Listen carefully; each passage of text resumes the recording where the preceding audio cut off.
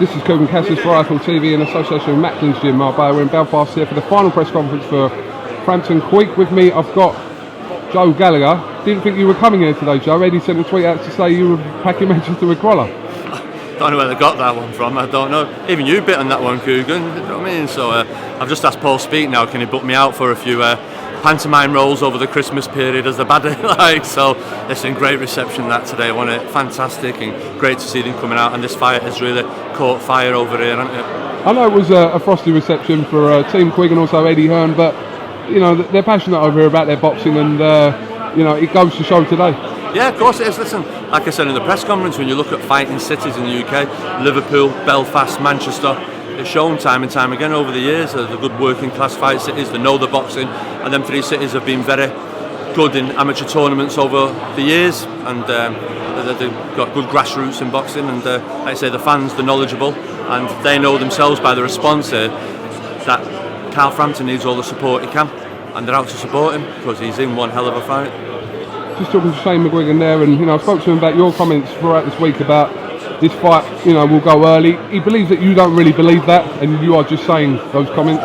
I do. When I've got someone who have power in the same way that Scott Quigg has, and the way he does with Kiko Martinez, they don't think I believe that. Well, take a chance then.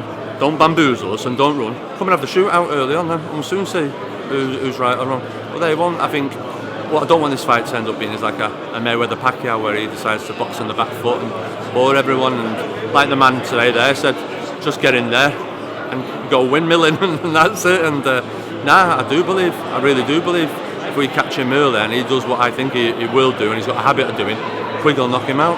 If he doesn't, it'll be through the opportunity of presenting himself, or Carl Smart. At some point in that 12 rounds contest, Scott Quigg's got to land flush, head or body, then we'll see what happens. Shane McGuigan's work with Frampton is evident. Now he's now taking on David Hay in his scheduled comeback. When that is, we don't know. But how do you assess Shane McGuigan as a trainer, Joe? I got asked this the other day. Listen, the jury's still out. It's like he's only been involved with 6 of Carl Frampton's fights. Let's get a grip. Jerry Storer got Carl Frampton, all right, produced him, brought him all the way through. One was Steve Molitor, and then he was ousted out of the corner for his big fight with Kiko for the title, and Shane took over. So Shane's been in charge for 6 fights. This is a huge event.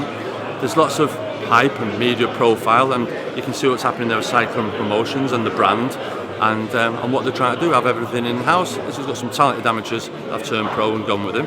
So, like I said, the jury's still out. He's only a young trainer, but in the UK we've got fantastic young trainers.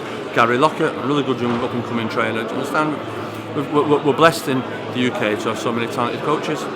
But you agree that Shane was one of them? He's a promising up-and-coming coach. Talking's now done for this sort of period. You know, it won't sort of pick up again until nearer the fight now, so you can really concentrate. Obviously, you've got a huge fight this week with Anthony Crolla fighting for the world title. So plenty to keep you busy over Christmas, Joe. Yeah, by the time this fight comes round, we've got 3 world title fights. We've got Crolla this Saturday, Liam Smith in December, and we've got Stephen Smith. So we've got 3 huge fights, huge nights before this huge night. So they're coming quick and often and fast and often, but we've just got to stay focused and make sure we deliver and get the results.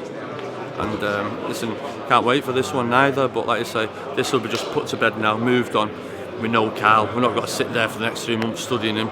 I'll watch his last fight a few times, look at a few things, and I've got a fair idea what they're going to do, so that's it. First and foremost is Crolla, then Jimmy Kelly with Liam Smith, and then Stephen Smith with Pedraza.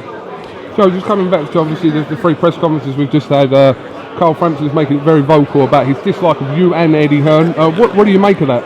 Listen, whatever. Listen, I've always been respectful of Carl. That's his opinion. Everyone's entitled to opinion. I just feel they're a bit more braver today in Belfast. The fans behind them today are a little bit braver, where they've been like mice in the first 2 press conferences, and they've tried to come at it today with a big one with the fans behind him. And like he says, just let Scott Quigg talk today. Well, I think he had a few planters in the crowd today to try and drown out every time Scott talked. So listen, if it made him feel good today and the feel that he had the crowd behind him and everything else, and you look at that, and people who was on about mental strengths earlier on in the week, you think, so well, went to America and didn't have a crowd and didn't perform well, and he feels he needs to have to get back here, he feels he needs the crowd behind him. It's like a comfort blanket around him. That bell goes February 27th, everyone sits down in the seats, Shane steps down there's no comfort blanket then in that ring, and he'll be exposed again. they've got huge problems before this fight. They've got huge problems to sort out in that camp with Carl. Just finally, before Smith and Fielding, I did ask you whether that was a 50-50 fight. You kind of laughed that off. I'm going to ask you this. Is this a 50-50 fight between KUGAN and Frampton? Well, when you look at two undefeated world champions going head to head, the pendulum has swayed for the last 2 or 3 years. One way, one the other way. For the boxing opinion, everyone else there, yeah, it's a 50-50 fight. Do I think it's a 50-50 fight?